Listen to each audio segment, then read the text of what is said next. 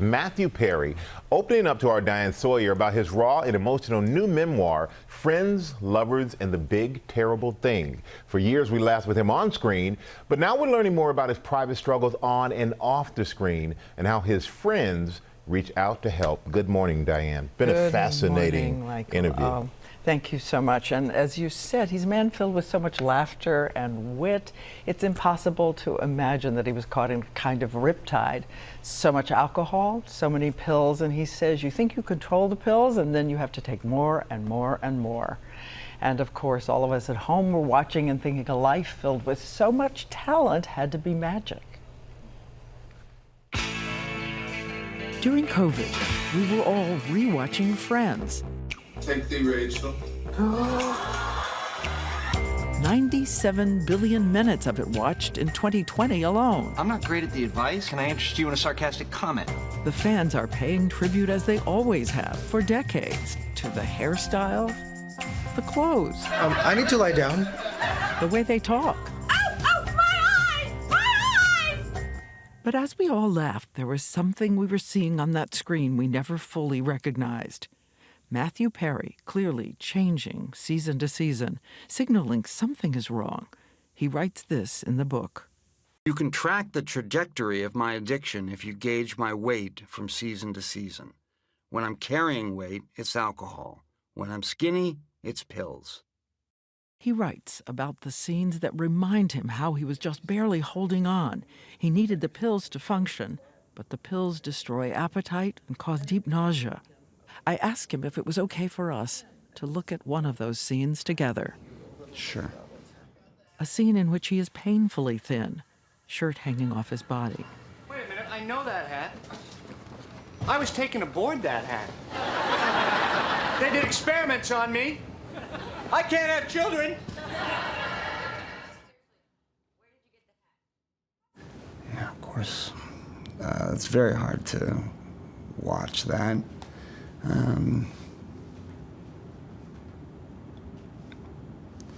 Because in this weird way, I feel sorry for that guy.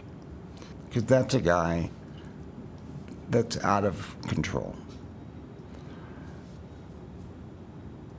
I didn't know what was going on with me.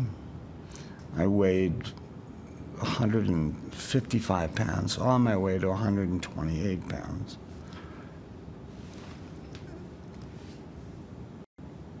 I feel too sorry for that guy. He's going through too much. And it's me. And I remember that. And I didn't understand what was going on. But again, I'm sorry, and I'm so grateful to not be that anymore.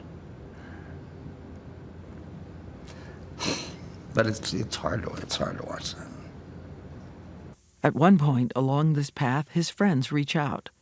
Jenny, yeah. And she says, "We know you were drinking." Yeah, imagine how scary a moment that was. And I said, how? I thought I was hiding it so well. And she said, we can smell it, we can smell it. But I wasn't in a position to stop, you know? And that's what addiction is. But she was the one that reached out the most. You know, I'm really grateful to her for that. In 2004, I asked Jennifer Aniston about all her colleagues, including Matthew, whose struggle had become public, as his friends grappled too. What doesn't Matthew know? That he's all right.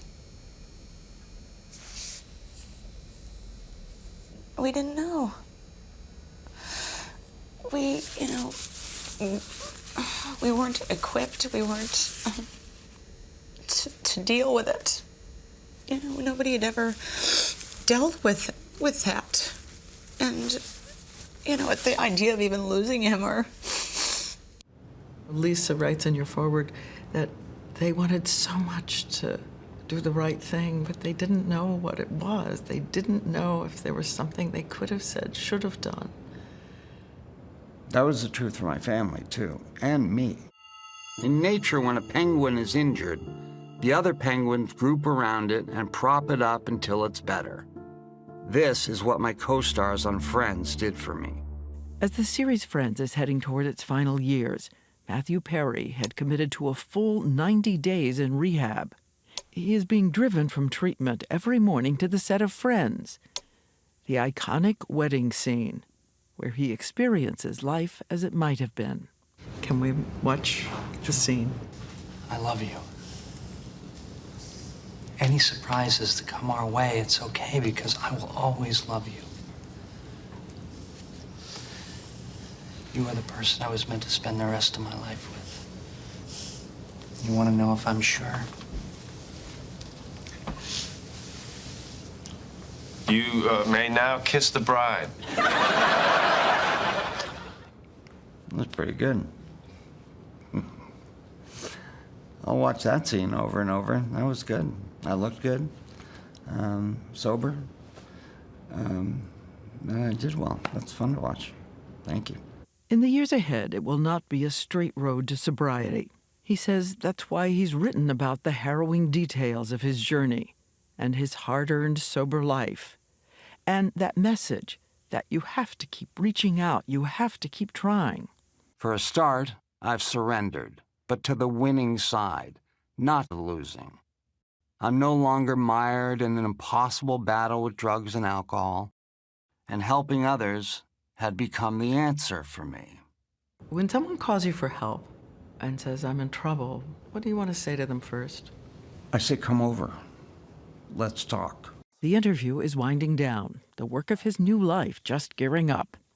This isn't fun, you know. You're very nice, and being interviewed by you is great, but like, it's not fun to talk about this stuff. I don't like talking about it, but I know it's going to help people to talk about it. I know the book is going to help people. And before we leave, there's a question he saw me ask once before of someone else in recovery.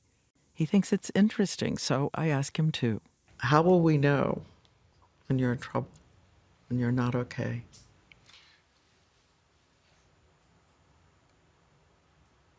If I say, I'm just going to chill alone at home tonight.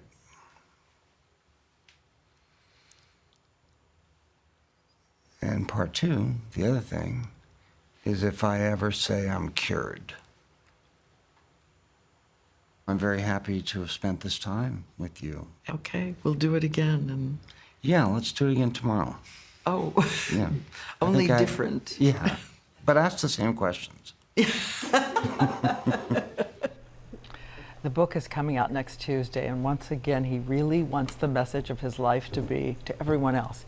Keep reaching out for help. Keep trying. Yeah. He said he didn't enjoy doing an interview, but it seemed like he knew there was a real purpose for himself and for others behind doing it with exactly him. it. Yes, so thoughtful. He thought it all the way through. Well, he has so much to reach out with, so many lifelines to give people. Such a profound and graceful message that he is sharing with us that so many people need to hear. And coming from him, having that lived experience, he is helping so many people. It's invaluable. And still funny. Yeah. Still funny, still witty. And thank you, Diana. Well, hey there, GMA fans. Robin Roberts here. Thanks for checking out our YouTube channel. Lots of great stuff here. So go on, click the subscribe button right over here to get more of awesome videos and content from GMA every day, anytime. We thank you for watching, and we'll see you in the morning on GMA.